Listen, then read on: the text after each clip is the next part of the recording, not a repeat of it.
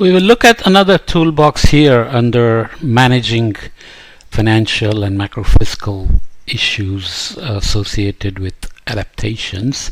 So let's start with this idea about why it's important to estimate the duration of reconstruction after disaster. We'll see in a minute under the toolbox that actually that goes into estimating the cost as well.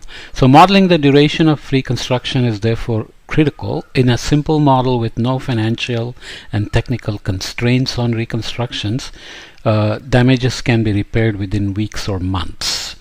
The capital losses from Hurricane Katrina in the U.S. state of Louisiana in 2005, for example, only represent a couple of weeks of investments in the U.S., but reconstruction takes much longer for financial, regulatory, and technical reasons. It could just be also availability of labor because there was a big inundation of the entire city and poor people were driven out or evacuated and put in a football stadium. It became a big issue in terms of how badly it was managed, and then some not so sensitive comments following that by the First Lady at the time, Barbara Bush, and so on and so forth. Coming back to the financial issues, then in many countries local infrastructure reconstruction is paid for by central government but carried out by local authorities. Budgetary processes can take months to transfer the resources, slowing down reconstruction. Private actors, firms and households may also be unable to mobilize enough resources to build straight away, often deciding to repair their homes and factories in phases, spreading the cost over years. So if you had roof damage, you may fix it immediately, but if you had fence damage or some other things that can wait, you may just wait for financial reasons. Regulatory issues. After a large shock, reconstruction requires long-term planning, particularly if the goal is to build back better, which is hopefully always the goal. For example, governments or local authorities may decide not to rebuild in the most at-risk areas, but this would require a political process that can take several months if you are lucky, but longer. For example, if there's a landslide in a rich neighborhood in California and 30 very big expensive houses get wiped out, Governor Arnold Schwarzenegger will come by and say we are going to rebuild, even though it's a risky location. So such things matter in terms of how and when rebuilding happens, and what regulatory aspects have to be considered. In the absence of pre-approved contracts and specific public finance monitoring arrangement, whatever this term was that we looked at before, procurement can also delay reconstruction by months or more. Okay, I think it was public finance monitoring. Technical reconstruction increases demand in specific sectors that have capacity constraints. For example, improving debris after a hurricane can take a long time because heavy equipment is scarce, and repairing houses can take years because skilled workers may not be available, such as roofers or carpenters. They may have left town or maybe simply gone missing. Supply or not able to meet the demand of so many houses wanting repairs. Supply constraints are often visible through sectoral inflation in the construction sector's wages and prices. This is referred to as demand surge in the insurance industry. Often there are regulations saying you cannot do price gouging. In other words, simply jack up your price because there is a demand surge, but things happen anyways. Looking at this in this graphical form, wages for qualified roofers in Miami, US rose significantly after the 2004 hurricane season, which was one of the bad ones. So you can see the changes here, couple of dips. So roofers and all occupations. So roofers, the change was not much here, was dropping, and then when the hurricane season hit, it jumped by about 20%, and then almost a year later it came back down to about 5% of where it was before the hurricanes hit. And the all occupations wages also went up, and that also came down. So you can see how it takes years for prices to come back. Once prices go up, they don't usually come down. They go up fast, but they may not come down very quickly at all. So this is again a long toolbox, so maybe I'll end up dividing it into two podcasts, but it's about measuring the macroeconomic impact of disasters and implications for public finances. I want to read all of it because this is a very critical aspect of what actually gets done in terms of adaptations. This toolbox explores some of the some of the tools that governments can use to estimate the possible impact of a disaster based on the direct damages it causes. These include empirical estimates based on past disasters, a simple modeling approach linking direct damages to GDP impacts, and multi-sector models representing the full impact and linkages across sectors.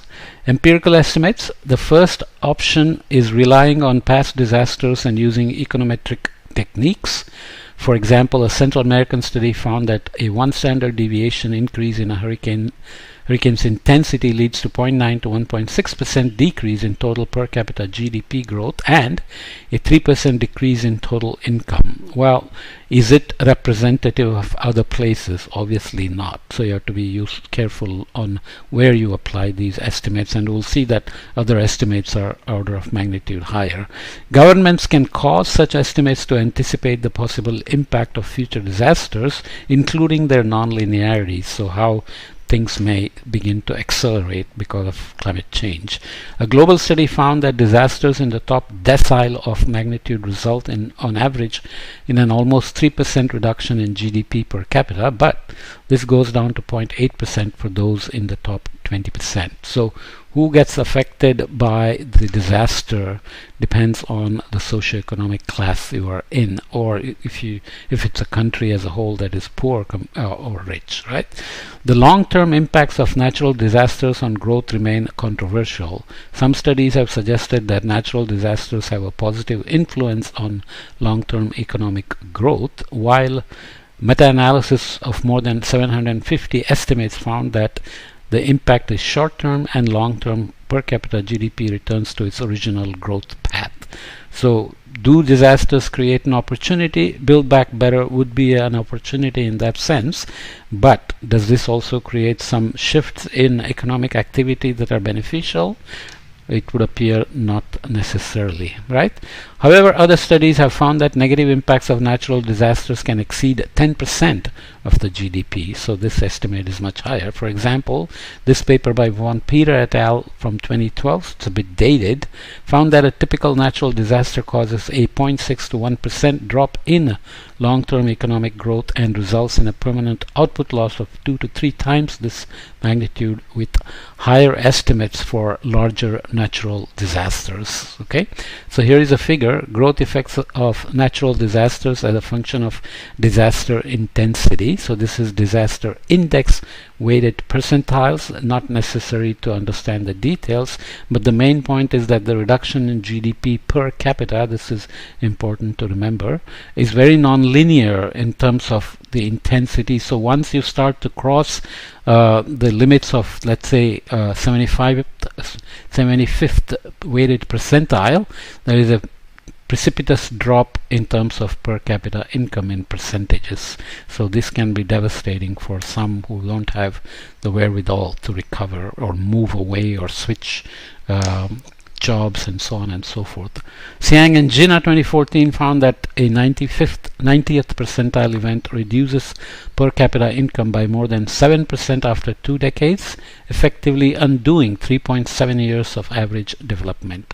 So you wipe out average development of almost 4 years with this. Comparing the situation of Kauai Island after Hurricane Iniki with situation of unaffected Hawaiian Islands, this paper found that 18 years after that event, Kauai's population was 12% smaller than it would have been without the hurricane, and its aggregate per capita income and employment were proportionally lower. So there was a permanent shift in that sense, at least the secular trend that has lasted 18 years by 2012 when this paper was published. Similar things have happened in New Orleans after Katrina.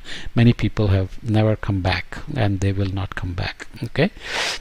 Cavallo et al. 2013 found that while the largest disasters, those in the 99th percentile, have some long-term impacts on growth, this disappears entirely when controlling for political change. In other words, the long-term impact only happens when the disaster is followed by political instability. So it depends on how the recovery happens. This suggests that the secondary impacts of natural disasters through political instability and conflicts could play a major role in determining their long-term effects. That's something worthy of remembering. Limits in measuring the impact of natural disasters on GDP. How well can we really do this? One important note of caution on using empirical studies based on historical GDP time series is that they are likely to underestimate the impact of disasters on economic output. Underestimate the impacts. Statistical agencies measure GDP based on many data sources, but they mostly rely on actual economic transactions such as the sales of goods and services.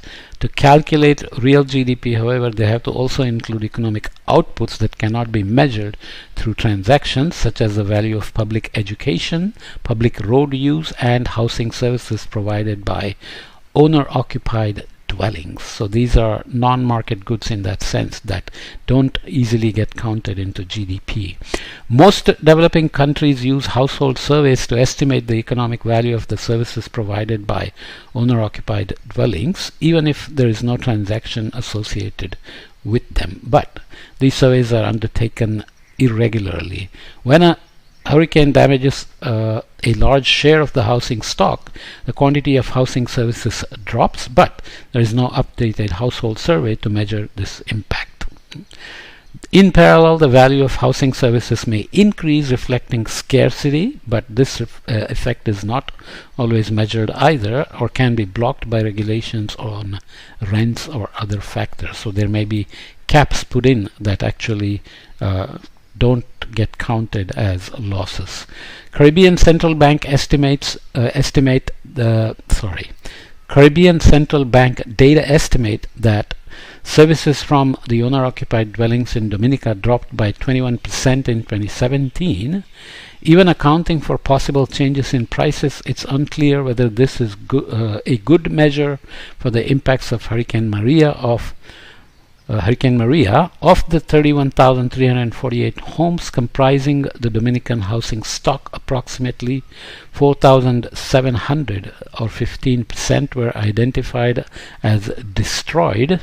Some 23,500 or 75% were estimated to have incurred partial damage, and 3,135 or 10% were considered unaffected by this event of Hurricane Maria.